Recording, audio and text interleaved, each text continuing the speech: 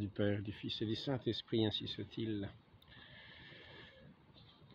Sur certaines images que j'ai pu voir en voulant voir ce qui se passait en Ukraine, j'ai pu voir des images terribles.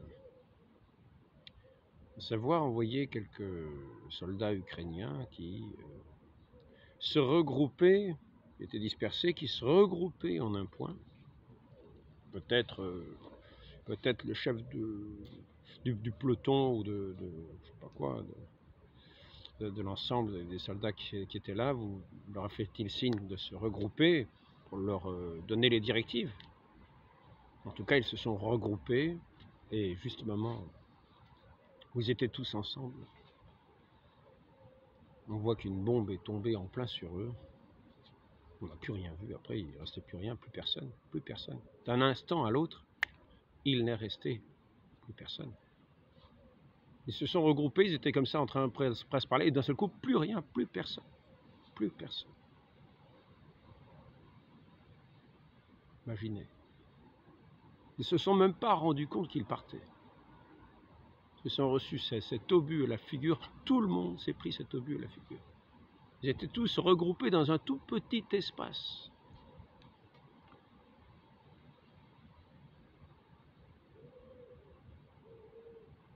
Imaginez l'aboutissement de leur vie. Tout cela a été regroupé, bien sûr, tous avaient des trajectoires différentes dans leur vie. Et voici qu'ils se sont retrouvés à partir tous ensemble, ce même instant, au même endroit. Mais leur destination, nous ne la connaissons pas, car Dieu connaît le fond des cœurs. Mais en tout cas, il nous a prévenus, nous ne connaissons ni le jour ni l'heure. Dans une deuxième petite vidéo, j'ai eu l'occasion de voir une espèce de blindé américain qui dépose des soldats ukrainiens, ou peut-être des mercenaires, ou on ne sait pas qui. Il les dépose à un endroit, comme il dépose, ce sont des transports d'infanterie, donc il dépose les soldats là, et puis ensuite on voit le blindé qui repart après avoir déposé ces soldats. Les soldats, aussitôt après, ils se mettent dans une tranchée, et là encore, tac, encore une fois. Il y a une bombe qui leur tombe en plein dessus, quoi. Ils ne s'attendaient à rien du tout. Ils étaient peut-être en train de plaisanter, je ne sais pas quoi, en sortant du camion, en train de dire un bon mot, et ils se mettent dans la tranchée, tac, plus personne d'un seul coup, plus personne d'un seul coup. On voit le camion qui s'en va. Cela faisait combien de mois qu'ils étaient là? Peut-être avec leur uniforme, leurs vêtements, peut-être ils venaient juste de rejoindre le front, peut-être ça faisait des mois qu'ils étaient là. Pour eux, c'était devenu habituel de voir le paysage, d'entendre un petit peu au loin le bruit des mitraillettes, etc., de s'avancer, d'être débarqués à un endroit, et d'un seul coup, tac, sans qu'ils se sont rendus compte de rien du tout. Ils ont été comme désintégrés. Comme désintégrés. Notre Seigneur nous dit, vous ne savez ni le jour ni l'heure. Il nous dit qu'il viendra comme un voleur, comme un voleur. Qu'avons-nous fait de nos vies? Qu'avons-nous fait de nos vies? Qu'avons-nous fait de nos vies que ce bon Dieu nous a données? Qu'avons-nous fait de ce bon Dieu que nos vies nous a donné pour l'aimer, pour agir dans la justice, dans la sainteté, dans la piété, qui avons hérité de 2000 ans en Europe, de 2000 ans d'évangélisation, peut-être de 1000 ans, avec des parents qui nous ont quelquefois éduqués chrétiennement, des grands-parents. Qu'avons-nous fait de cet héritage? Qu'avons-nous fait de cet héritage?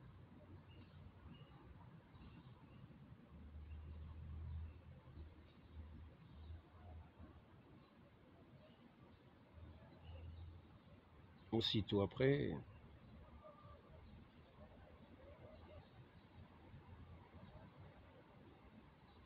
en un instant, et ces scènes que je viens de vous dire se reproduisent tous les jours, Vous en avez, là c'est en Ukraine, c'est peut-être ailleurs, simplement ce qu'on appelle un accident. Donc nous avons reçu un héritage de notre Dieu pour vivre dans la sainteté, dans la justice. Il nous a transmis son message. Et arrivé au bout de nos vies, nous n'avons rien fait de nos vies. Nous sommes là à sortir de blindés, à faire des guerres plus ou moins injustes. Qu'avons-nous fait de cet héritage que Dieu nous donne? Bien sûr, bien sûr.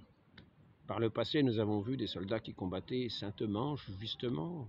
Nous avons vu, oui, parce que malgré tout, il faut savoir défendre ce qui est juste et vrai. Et les gens qui se font aussi massacrer, venir à leur secours, venir à leur aide. La défense de la veuve et de l'orphelin, comme il était dit pour le chevalier du Moyen-Âge. Mais souvent, ce n'est pas du tout le cas. Souvent, ce n'est pas du tout le cas. Notre Dieu nous a parlé. Il est venu sur notre terre. Il est venu se faire connaître. Il est venu être notre lumière. Il est venu être notre amour véritable, nous apprendre ce que nous sommes, qui nous sommes. Il est venu nous donner cet héritage d'être fils de Dieu, enfant de Dieu. Qu'avons-nous fait de cet héritage? Que faisons-nous tous les jours de cet héritage? Nous le dilapidons. Nous sommes emportés tous les jours par des tas de soucis. Alors que notre Dieu nous dit, ne vous inquiétez pas. Ne vous inquiétez pas, ne prenez pas souci. Ce n'est pas en vous souciant de vos vies que vous ajouterez une longueur à votre taille ou un cheveu blanc, vous rendrez un cheveu blanc ou noir.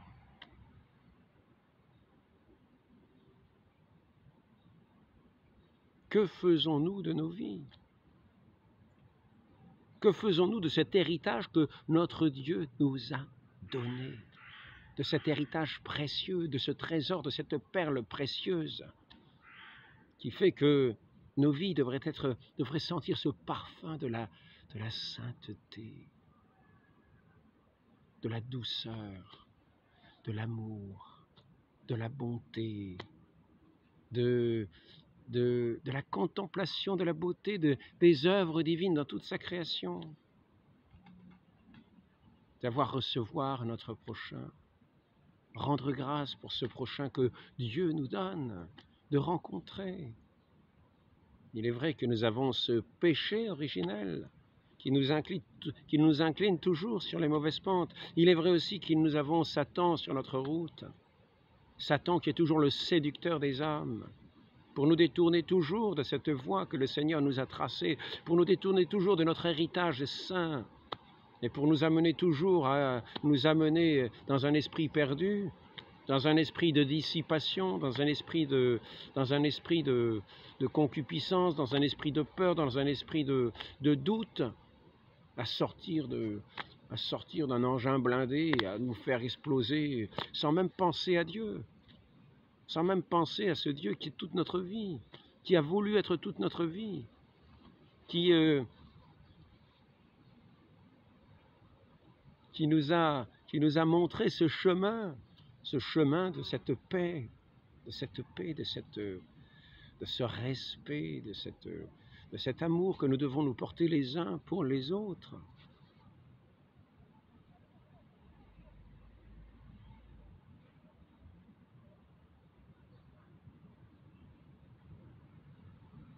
Que faisons-nous de cet héritage au long de nos jours qui passent? Que faisons-nous de ce que notre Dieu est venu semer sur cette terre, semer dans nos cœurs, semer dans nos esprits? Lui qui est venu combler notre faim, notre soif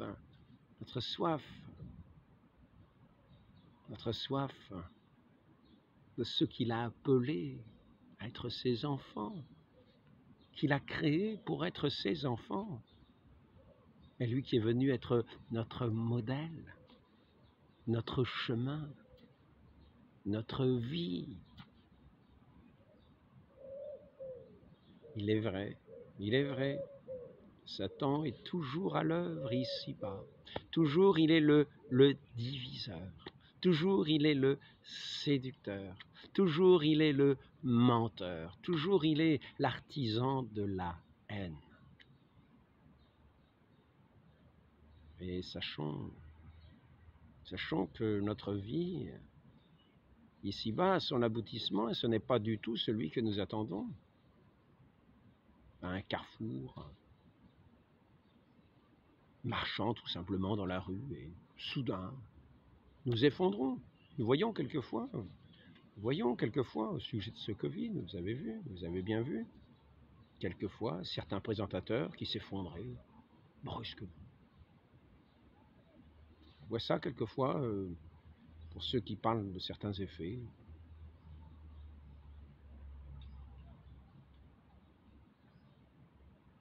Qu'on essaye de tenir caché. Cette fin brusque, cette fin inattendue, qui n'est pas du tout selon ce que nous avons comme projet. Nous avons un projet, nous marchons sur notre route que nous avons bien en tête, dans une dissipation parfaite de Dieu, qui n'a rien à voir avec ce que Dieu nous a transmis pour vivre dans nos vies. Nous faisons nos affaires. Nous mettons nos espérances dans nos chiffres d'affaires. C'est un ami qui m'a dit ça hier. Il m'a dit, parce que je lui disais que le soir, c'est un marchand, un artisan, et je lui disais, le soir, on est content de remballer. Le soir, on est content de remballer parce qu'on est fatigué. Mais le matin, on est content de déballer. Je trouve qu'on est sans doute plus content de déballer que de remballer, parce que le matin, on est plein d'espérance. Alors regarde, mon espérance n'est pas dans mon chiffre d'affaires. Je lui dis, ah ouais, voilà une belle formule. Et non seulement une formule, mais voilà une belle pensée. Mon espérance n'est pas dans mon chiffre d'affaires. Il me dit, j'espère autant le soir que le matin. Et oui, parce que celui qui a son cœur vraiment dans son Dieu, dans celui qui est sa vie, dans sa source qui vit de Dieu, dont le Verbe éternel est le pain quotidien, lui qui s'est fait le pain de nos vies, le pain de vie de nos âmes.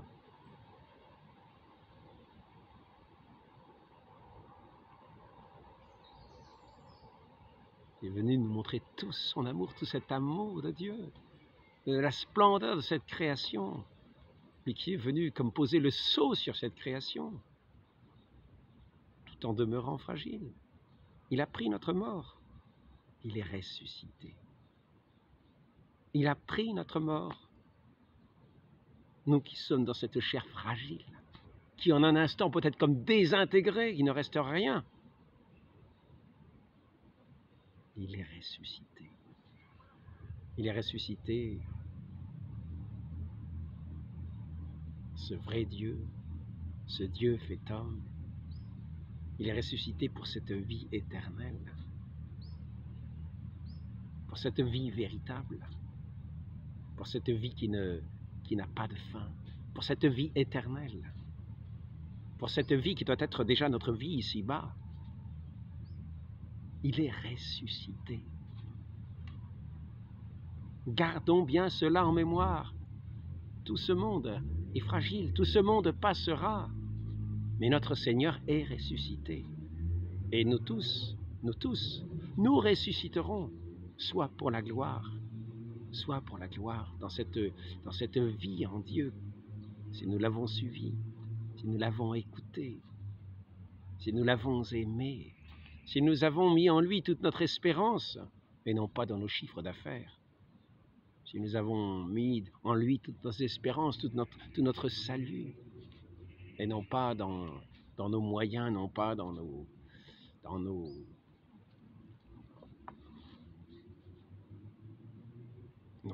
projets, non pas dans nos calculs, non pas dans nos...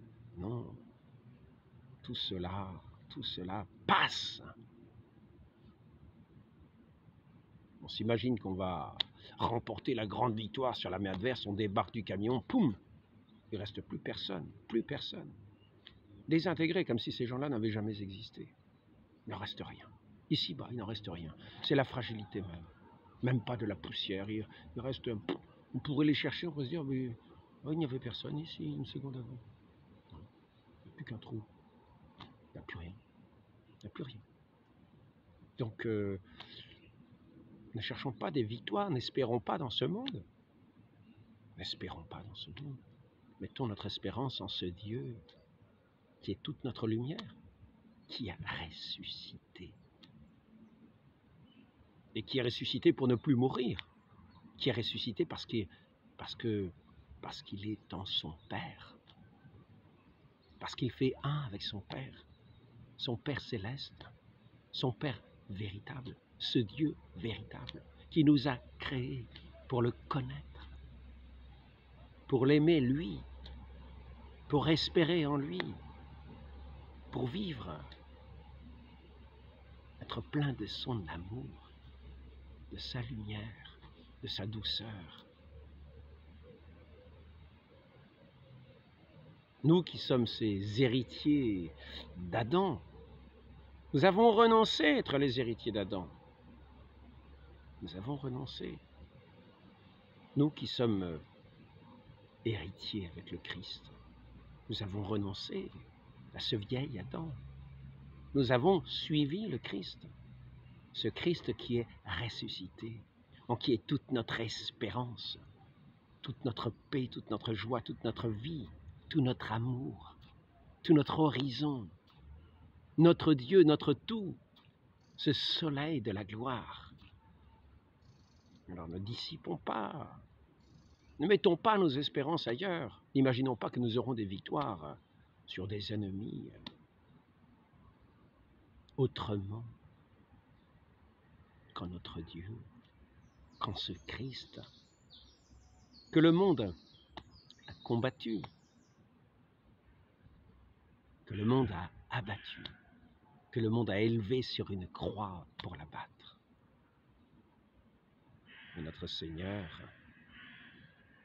est mort sur cette croix comme homme. Il est ressuscité.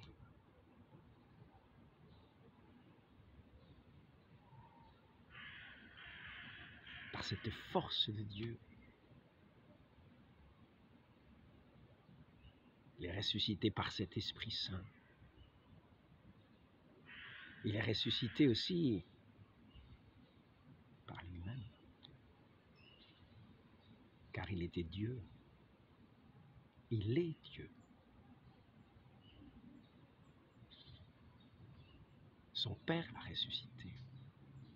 Toute l'œuvre de Dieu dans cette création est l'œuvre du Père et du Fils et du Saint-Esprit.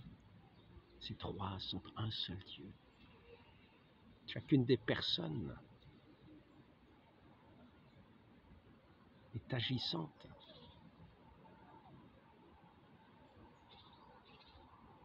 Dans toute cette création.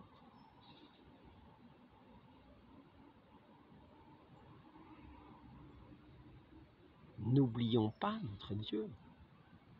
Ayons nos yeux tournés vers lui. Ce monde passera. Ce monde si éphémère qui s'en va en un clin d'œil, sans même que l'on s'en rende compte. Nous sommes pleins d'espérance, nous allons dire, oui, nous allons aller en face. Allez, vous allez aller là, vous allez aller là, vous allez faire ceci. Poum! Personne. Il ne reste plus rien. Plus personne. Quels sont ces projets de terre? Quels sont ces projets de vanité? Toute notre vie est en notre Dieu. Tournons vers lui nos regards. Arrêtons de tergiverser dans ce monde si passager, qui est le lieu que notre Dieu nous a donné, mais qui n'est déjà pas le paradis qu'il nous a donné. Ce paradis où nous étions placés pour vivre, pour ne pas connaître la mort. Mais déjà nous avons été séduits, détournés de Dieu, par cette voix enchanteresse du serpent qui a voulu idolâtrer le monde, c'est-à-dire lui-même s'idolâtrer.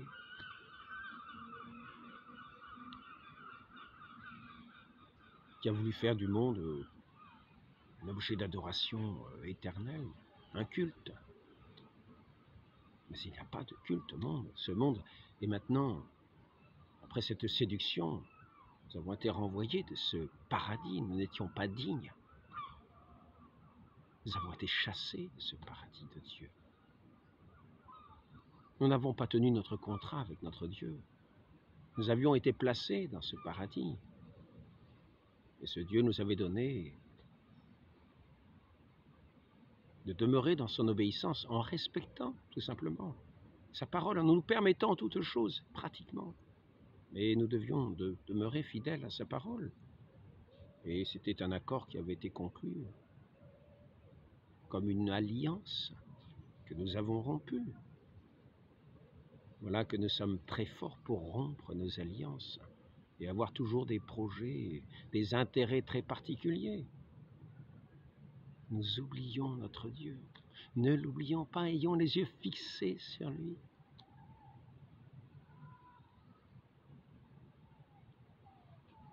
Notre Seigneur Dieu est ressuscité.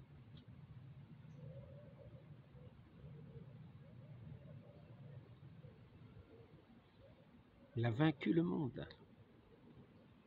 Et il nous appelle à cette vie éternelle. Travaillons à cela de toutes nos forces. N'y manquons pas. Soyons fidèles à sa parole, croyons-le. Ne croyons pas ceux qui vous promettent monts et merveilles ici-bas.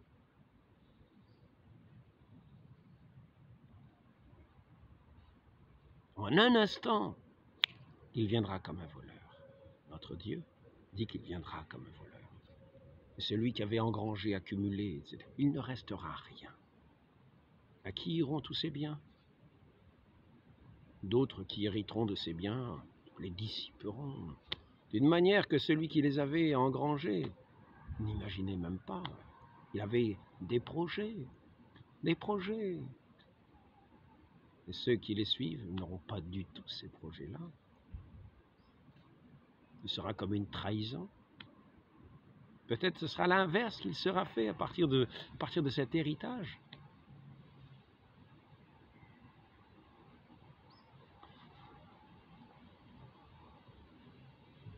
Ainsi, dans cet entretien, je pourrais juste inviter à ne pas oublier notre Dieu, à avoir nos yeux fixés sur lui, à espérer en lui.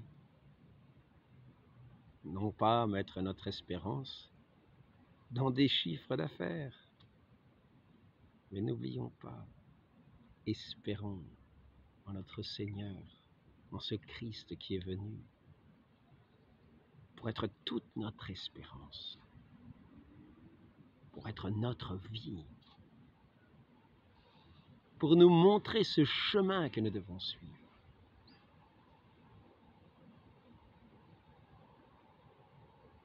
Pour mettre cette joie, de cette espérance en nos cœurs, cet amour en nos cœurs, qui sommes destinés à cette vie sublime, éternelle.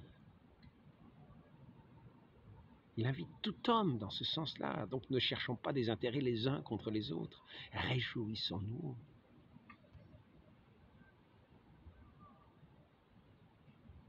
De cet horizon qui est offert à tous les hommes.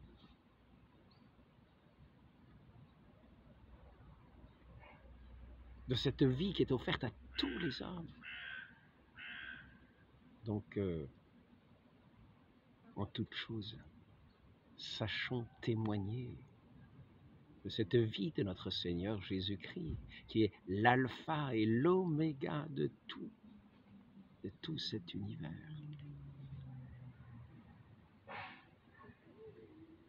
Gardons nos yeux fixés sur lui. Voyons notre modèle, voyons notre maître.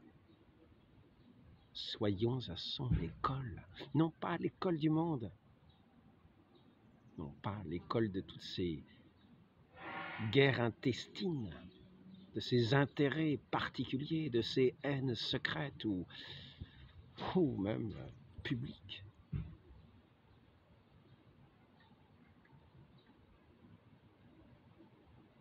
Demandons cette grâce, la très sainte Vierge Marie.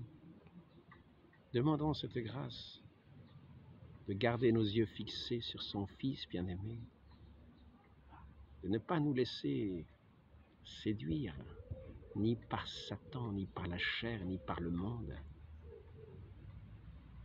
mais d'avoir toujours en nous cette espérance en notre Dieu, de le considérer, de le contempler, de l'aimer, de marcher à sa suite, selon ses pas. Laissons le monde passer et marchons à la suite de notre Maître. Demandons cette grâce à la très sainte Vierge Marie de marcher comme ses enfants. Et nous passerons à travers ce monde, et quand cette heure soudaine, nous ne connaissons ni le jour ni l'heure, viendra, que notre Dieu viendra nous chercher, nous le trouverons avec joie et dans la paix, avec ce bonheur intérieur, cette espérance sainte, cette espérance céleste, toute céleste, et toute notre vie sera ce témoignage de notre Dieu. Ainsi soit-il. Au nom du Père et du Fils et du Saint-Esprit, ainsi soit-il.